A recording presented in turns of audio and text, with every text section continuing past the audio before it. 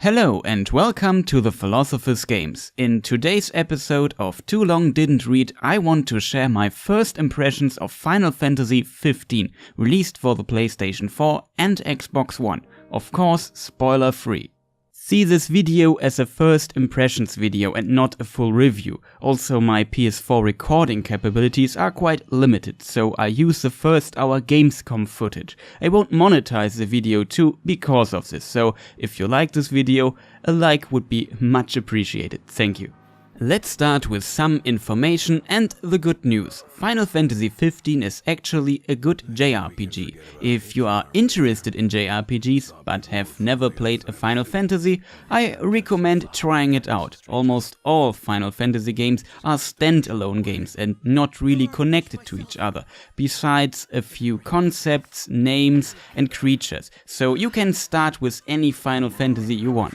Exceptions are the Final Fantasy games with an additional number or reference in its name, like Final Fantasy X-2, but that is quite obvious. But what about 15? 10 years ago it was called Final Fantasy Versus XIII. Well, you still see a few, let's call them, conceptual similarities to Final Fantasy XIII, but the game has moved light years away from it, and it's fully standalone, so don't bother at all. But let's move to the game itself. I have to say I was very skeptical at first, but got a lot more optimistic when they announced the 2 months delay. Square needs this game to sell and they put in as much effort as it needed. And you see that, the game is very polished for its size. Sure, there are a few minor bugs here and there, but for a brand new release it's very good. Performance seems also very consistent, with some rare dips below 30 FPS and some frame pacing issues. Check Digital Foundry for more information on that. I'll link it down in the description. Oh, also loading times can be quite long. Another strength of Final Fantasy XV that is connected to that are its visuals. It's absolutely gorgeous and probably one of the most beautiful open world games for console. You have nice landscape views and the game's little Prompto takes photos feature often highlights this. I also want to point out the good animations most of the time. Sure, sometimes the idle animations and the transition to them can be a bit off, and some NPCs have strange animations, but overall there are so many animations in this game that it is one part why the world feels alive.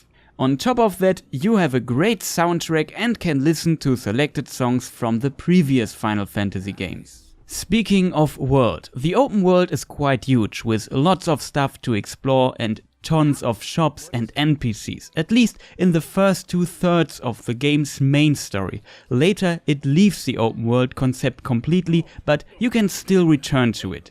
I would say a few open world aspects got a bit inspired by some Rockstar games like GTA or Red Dead Redemption, but that is not a bad thing. The open world part is packed full with things to explore and side quests where you can spend countless hours with. Some of them are more interesting than others and don't expect the most innovative quest design of all time. It is often very standard, but they can be fun, are optional and some of them are well implemented. For example, and that sounds like nothing special compared to games like The Witcher 3, but to get even small side quests, you have to speak with NPCs, and those NPCs introduce themselves in small cutscenes with animations and voice lines. Considering the amount of side quests, this is quite impressive and a big improvement over Final Fantasy XIII, even though that should be AAA standard these days, and I'm very happy to see it in a modern Final Fantasy game.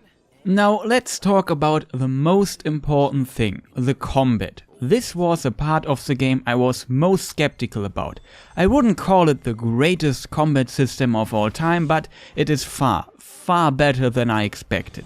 To summarize it, they had this basic idea of real-time fighting and added more and more little mechanics to it, like combos, parries, switching weapons, warping around, which is very fun, and more.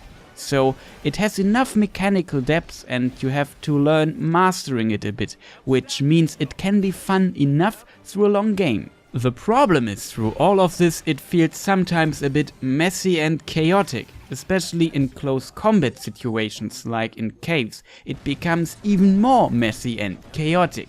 You could say it is a beautiful mess with a very bad camera. And this makes its reception a bit controversial, which leads to the most important thing about combat. You have to like it. If you absolutely dislike the combat system, this game is probably not for you, because fighting is one of the game's primary focuses. Sure, you can do fishing, camping and so on, but that is just a nice addition, not the core of the game. So maybe check some fights on YouTube or Twitch first, if you are not sure if it is your game. I will also link some material down in the description that explains elements of the combat too. My last points are about story and characters. To make it short, it's over a long time a road trip bromance loaded with emotion in Japanese RPG manner. I would say characters work very well inside the cosmos of a JRPG and are obviously one of the game's strengths. Outside they still work, but you could criticize that you have seen parts of it and its stylistic devices and presentation before in other media, especially from Japan.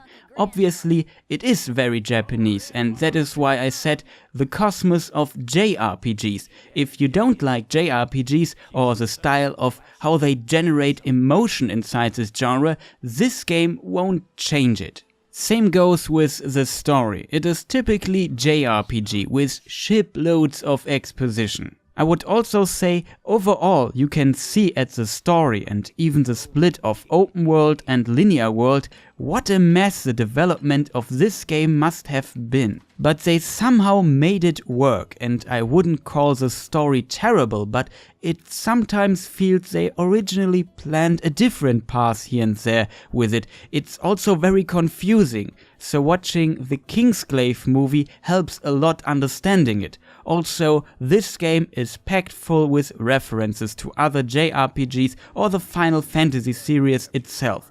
Fanservice is definitely in the game. And when it comes to the ending, I won't spoil it, it feels a bit strange. Somehow it fits to the list of strange Final Fantasy endings, but I personally didn't like the story and twists of the later parts of Final Fantasy XV that much. The story sometimes felt a bit disconnected for me. Also, the change in the last third from open world to linear world didn't help the game at all. My conclusion is that, as mentioned, I would still recommend it, but don't expect the chosen one of JRPGs. If you don't like JRPGs, this game probably won't change that. With a lot of things done right, it still has some flaws, but it's definitely an improvement over 13, which I personally hate with passion. In this context, many changes feel like a direct answer to 13's criticism, which I can appreciate. What I will say is that they probably managed to transfer some of Final Fantasy's core essence into its open world part, and with this into a modern game, which is the biggest accomplishment. And even with some flaws, it's a beautiful mess. And that wraps up my video. I hope you enjoyed it. If you liked it, maybe check out my channel, follow me on Twitter for updates, or consider subscribing. Thank you for watching and goodbye.